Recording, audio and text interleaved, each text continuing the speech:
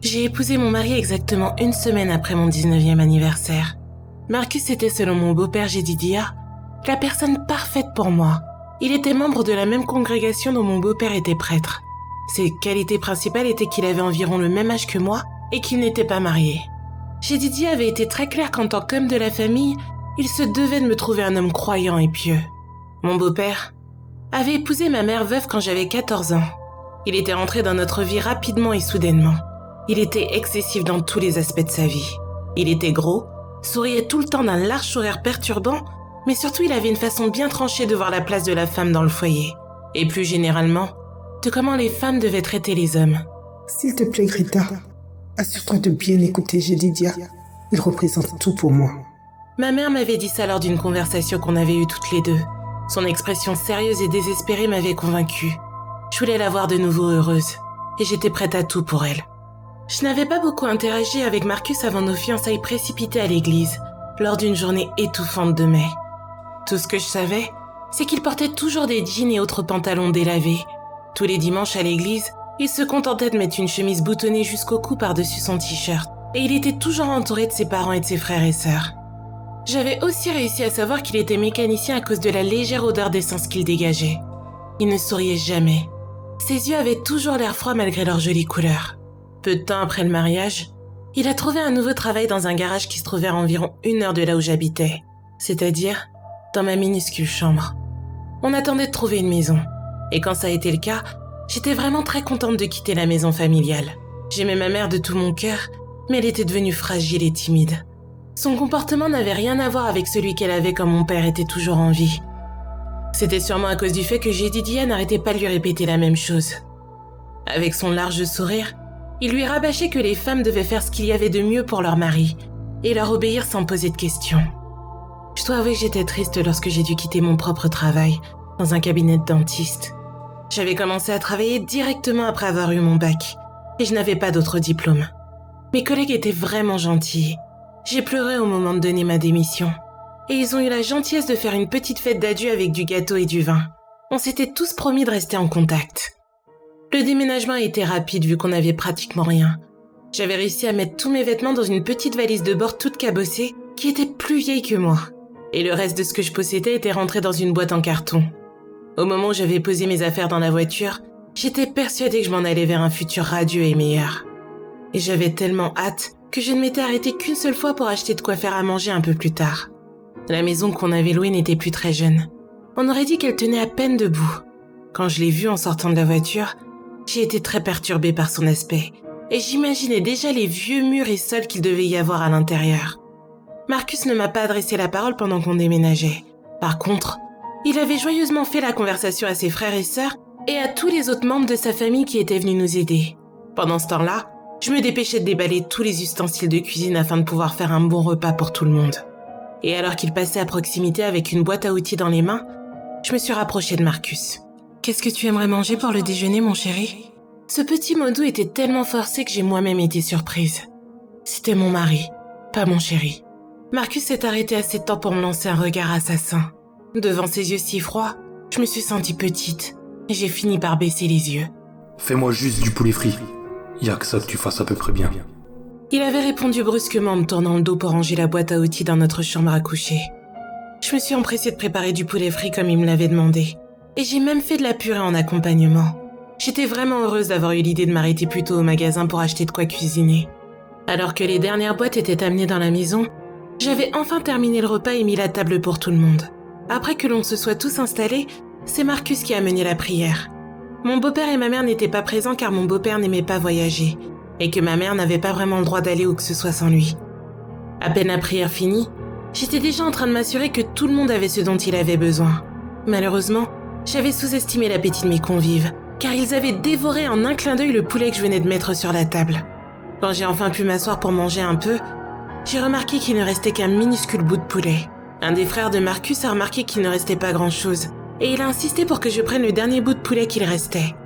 Je l'ai mangé avec plaisir, même si je sentais le regard méchant de Marcus posé sur moi. Je me demandais bien ce que j'avais encore fait de mal. Après que tout le monde soit parti, j'ai découvert pourquoi il me regardait comme ça. Tandis que je débarrassais la table, il m'a attrapé l'avant-bras avec force en enfonçant ses doigts sales dans ma peau. J'ai gémi doucement en essayant de ne pas me débattre, car je savais que ça ne pouvait qu'empirer les choses. Il m'a fixé dans les yeux et s'est mis à parler d'une voix grave et énervée. Pourquoi t'as pas fait en sorte qu'il y ait assez de nourriture pour tout le monde? Tu m'as humilié. Mon frère n'aurait pas dû se restreindre pour que tu puisses te goinfrer. T'as rien foutu de la journée pendant que nous on bossait. J'ai bégayé en me retenant de répondre quoi que ce soit, car c'était peine perdue. Je suis vraiment désolée, Marcus. Ce dimanche, je cuisinerai pour tout le monde. Et j'en ferai assez pour leur faire oublier ce qui s'est passé aujourd'hui. J'ai grimacé alors que son emprise sur mon avant-bras s'intensifiait. J'étais sûre que ses ongles sales allaient m'ouvrir la peau. En appuyant très fort une dernière fois, il m'a laissé partir et s'est assis de nouveau dans sa chaise. Fais donc ça. Et n'oublie pas de présenter tes excuses à mon frère et à tous les autres gens qui étaient présents. J'ai acquiescé faiblement, sans encore oser m'éloigner de lui. Il m'a lâché un dernier regard glacial, puis s'est levé et dirigé vers le garage, probablement pour aller déballer ses affaires. Après qu'il n'ait disparu dans son atelier, je me suis frotté le bras qui me faisait très mal. Une vilaine ecchymose commençait déjà à se former. Il y avait de petites marques en forme de demi-lune où ses ongles s'étaient enfoncés dans mon bras. Je ne savais pas comment j'allais cacher mes bleus alors que j'avais un entretien d'embauche le lendemain. C'était pour un autre travail de réceptionniste. Ce n'était pas grand-chose, mais j'espérais que cela m'accorderait au moins un peu d'autonomie par rapport à mon mari. J'ai enveloppé mon bras dans un torchon que j'avais trempé dans de l'eau froide. J'ai pris des précautions supplémentaires pour laver la vaisselle et m'assurer que la cuisine était aussi propre que possible. J'ai grimacé quand j'ai entendu Marcus rentrer du garage quelques heures plus tard. J'étais encore en train de déblayer la chambre et de ranger les vêtements quand il est venu se coucher. Il ne m'a rien dit, ni même regardé. Il a juste allumé la télévision de notre chambre et est resté devant jusqu'à ce qu'il ne s'endorme. Ce n'est qu'après qu'il ne se soit endormi que je me suis sentie assez en sécurité pour m'allonger à côté de lui et tenter de m'endormir. Je suis restée là, aussi calme que possible pendant qu'il ronflait à côté de moi, en attendant que le sommeil m'emporte. L'entretien du lendemain s'est incroyablement bien passé. J'avais choisi de porter un chemisier à manches longues pour couvrir mon bras meurtri. J'ai été embauchée directement, car ils avaient désespérément besoin d'une nouvelle réceptionniste, avec une expérience antérieure similaire à la mienne.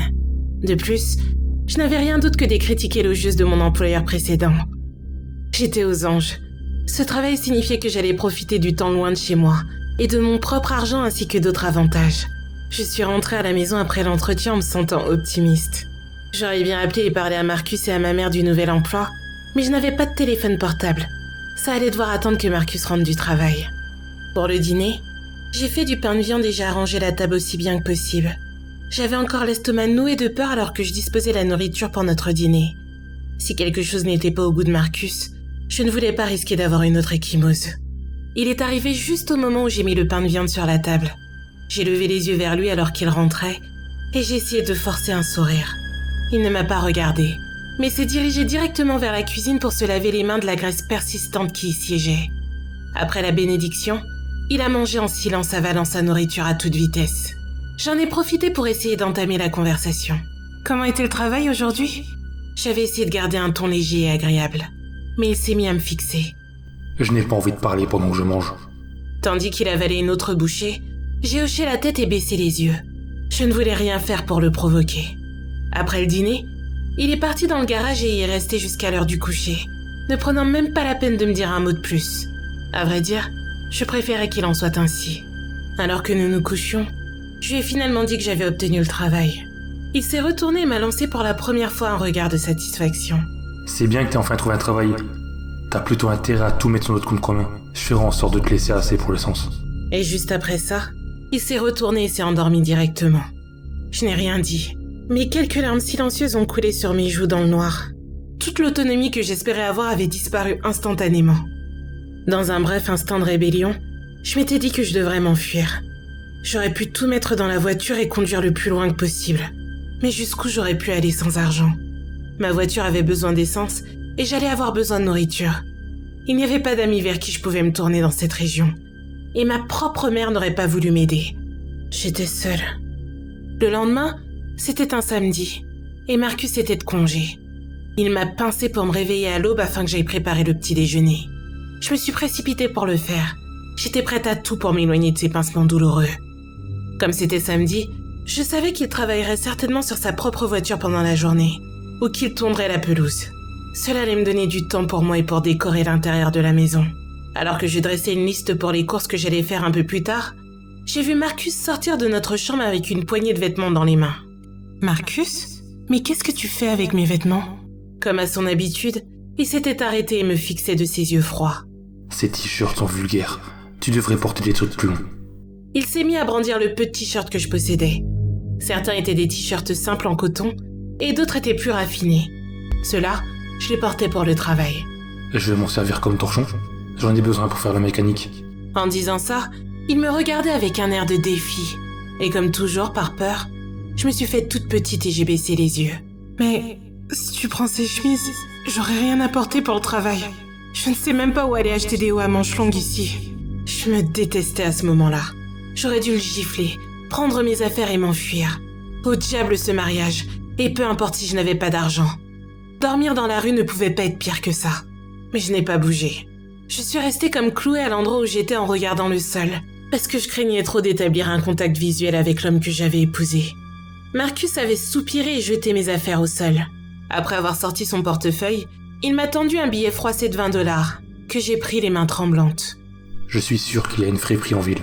Va te trouver des vêtements et ramène-moi ce qui reste de l'argent. » J'ai hoché la tête et j'ai fourré le billet dans mon sac à main pendant qu'il partait avec mes vêtements dans le garage. Je suis partie dès que la porte s'est refermée derrière lui, attrapant la liste de courses que j'avais faite. Je ne voulais pas être là pendant qu'il détruisait mes affaires. Une fois sur la route, j'ai commencé à pleurer. Je me suis essuyé le visage avec colère. Pleurer n'allait me mener nulle part. Au lieu de ça, j'ai essayé de trouver un magasin de seconde main. Malheureusement, ma nouvelle ville n'avait rien de tout ça. Et je commençais à perdre espoir de trouver des vêtements bon marché. J'allais devoir aller dans un magasin normal et espérer qu'il y ait des réductions ou des soldes. Alors que je continuais à chercher, j'ai vu sur le bord de la route un petit panneau jaune qui disait en gros « Vide-grenier, au 505 Turner Street ». Un ballon rose y était même attaché pour attirer l'attention. J'ai souri. J'avais oublié les vides-greniers. C'était un samedi très chaud et il y en avait probablement une tonne. Avec un peu de chance, j'allais trouver des vêtements là-bas. J'ai tourné à la prochaine rue et il ne m'a pas fallu longtemps pour trouver le vide-grenier. Il avait l'air vraiment grand. Il y avait 8 voitures alignées sur le côté de la route et au moins une vingtaine de personnes examinaient des tables remplies de biens d'occasion. Cela devait être l'une des plus grandes ventes de garage que j'avais jamais vues. On aurait dit qu'il vidait toute la maison. J'ai directement repéré ce que j'espérais trouver. Les vêtements étaient soigneusement disposés sur une ligne suspendue entre 2 arbres. J'ai garé ma voiture et je me suis approchée, heureuse de voir que les vêtements étaient des vêtements de femme. J'ai parcouru les chemisiers et les pantalons. Je voyais bien qu'ils avaient appartenu à une femme plus âgée, mais ils étaient comme neufs et certains vêtements avaient encore leurs étiquettes. J'ai décidé de prendre 5 nouveaux hauts. Ils étaient tous à manches longues et avaient l'air assez conservateurs pour le travail et les goûts de mon mari. J'ai rangé mes trouvailles sous mon bras et j'ai attrapé les $20 que Marcus m'avait donnés. Du coin de l'œil, j'ai remarqué une boîte qui avait été placée sous les vêtements. Dessus, il y avait écrit le mot divers. Et il y avait une petite poupée qui en dépassait. La poupée était quelconque, sans réel trait du visage, un peu comme une poupée de chiffon. Il y avait de petits boutons rouges pour représenter les yeux et la bouche. Le tissu ressemblait à une sorte de lin délavé. J'ai appuyé sur son ventre dans l'espoir de découvrir ce qu'il y avait à l'intérieur, et peu importe ce que c'était, ça avait l'air tout compacté et enroulé. Peut-être qu'elle était remplie de haricots rouges ou de paille. La petite poupée m'a regardée avec un air curieux, ce qui bien sûr n'était pas possible, car elle n'avait vraiment pas de traits. Je me suis directement attachée à la poupée, et j'ai voulu savoir combien elle coûtait. La femme qui dirigeait le vide-grenier était assise à une table, à l'ombre d'un grand arbre. Elle était vêtue d'un haut rose vif qui complimentait sa jolie peau foncée. Au moment où elle m'a vue, elle s'est mise à sourire chaleureusement, et elle m'a fait signe de lui donner ce que j'avais dans la main. « Ça sera tout pour toi, ma chérie ?» Le ton de sa voix était doux et agréable. J'ai hoché la tête, et j'ai posé les chemisiers sur la table afin qu'elle puisse les compter. « Ça sera tout pour toi, ma chérie ? Ça te fera $10 pour tous les t-shirts. Tu as besoin d'un sac ? » Oui, merci. J'ai brandi la petite poupée pour qu'elle la voie. Combien aimeriez-vous pour cette petite poupée ? Elle l'a attrapée et l'a serrée un peu avant de laisser échapper un petit rire. Oh, je me souviens de ça.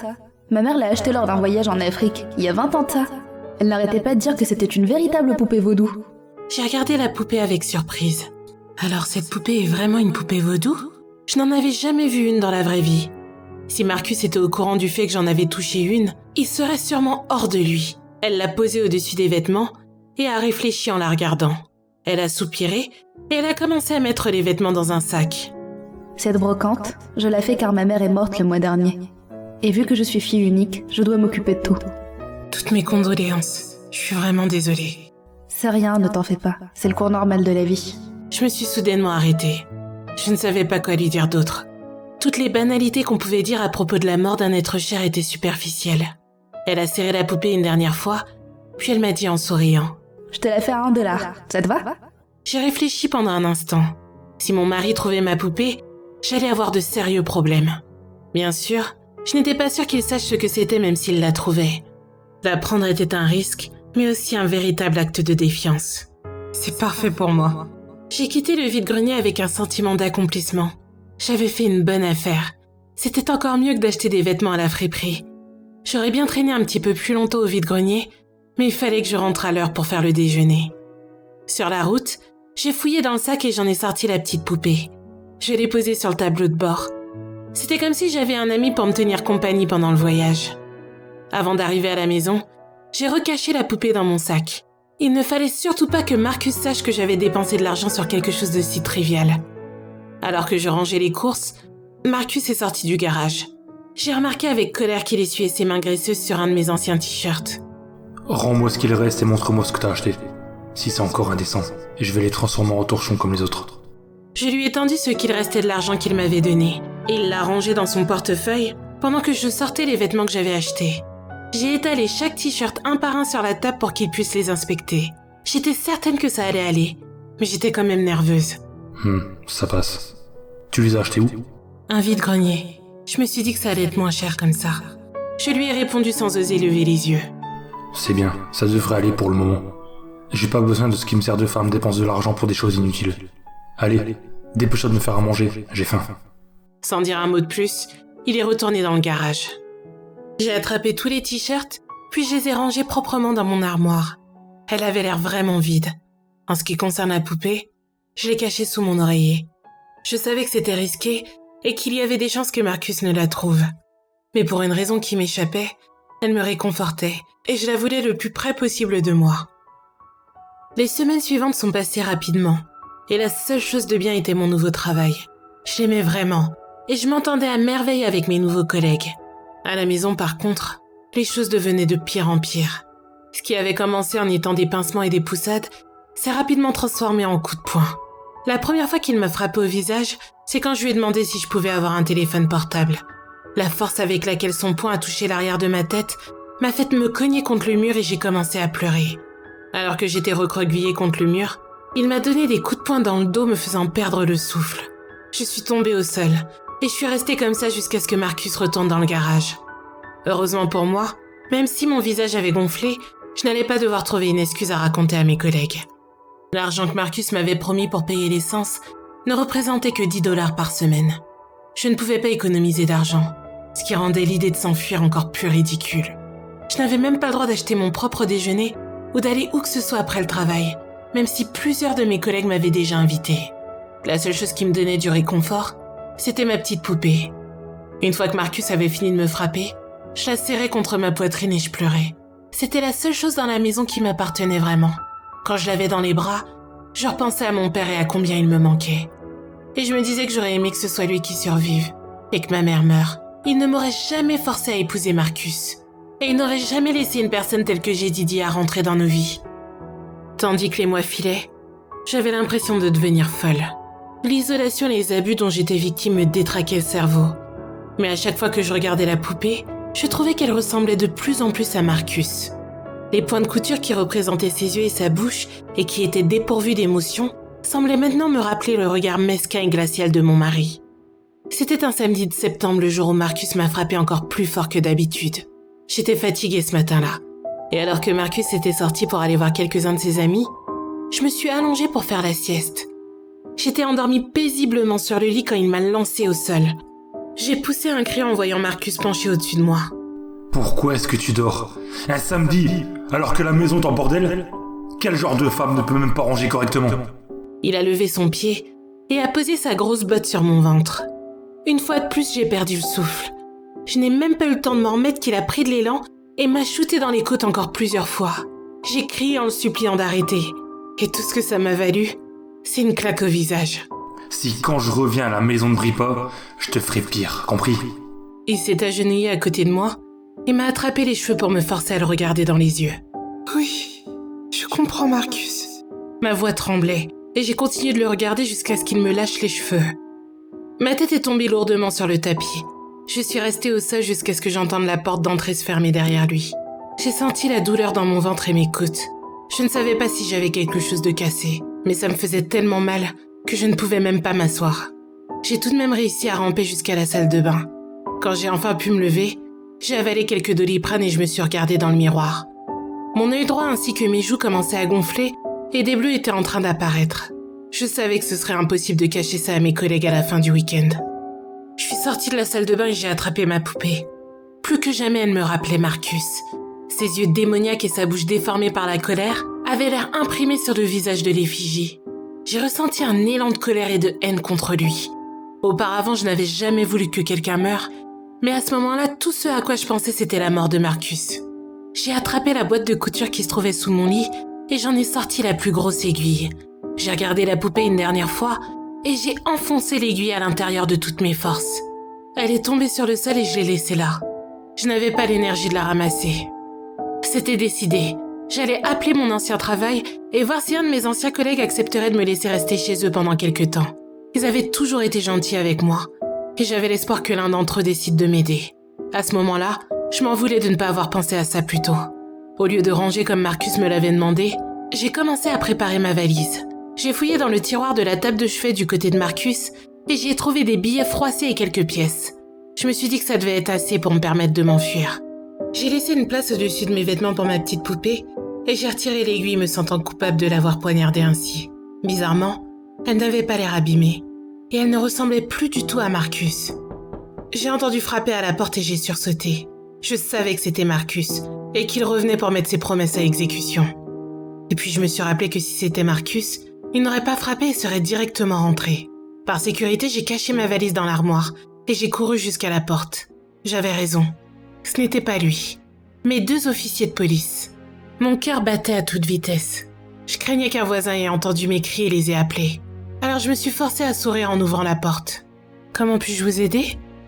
Le premier officier a retiré son chapeau et m'a regardé avec empathie. Sa partenaire, une femme, a regardé mes bleus et mon visage gonflé, puis m'a lancé un regard de compassion. Les jours qui ont suivi sont passés à une vitesse éclair. J'ai dû planifier l'enterrement de Marcus.